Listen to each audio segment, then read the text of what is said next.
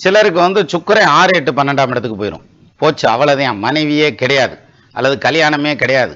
அப்படி கல்யாணம் பண்ணாலும் ஒரு பொண்ணை திருப்தியா வச்சுக்க முடியுமா, அல்லது அப்படி கல்யாணம் பண்ணாலும் ஒரு குடும்பத்துக்கு வாரிசு பெற்று கொடுக்க முடியுமா அப்படிங்கிற மாதிரியான பயமெல்லாம் வந்துடும்.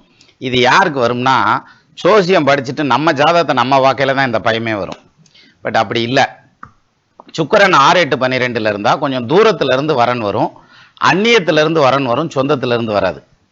அப்படித்தான் இருக்குமே தவிர கல்யாணமே நடக்காம போறதோ அல்லது பெண்மை இல்லாமலோ ஆண்மை இல்லாமலோ போறதுக்கான அமைப்பு கிடையாது. இது தப்பான கான்செப்ட். அதுக்கெல்லாம் வேற கிரக சேர்க்கை இருக்கு.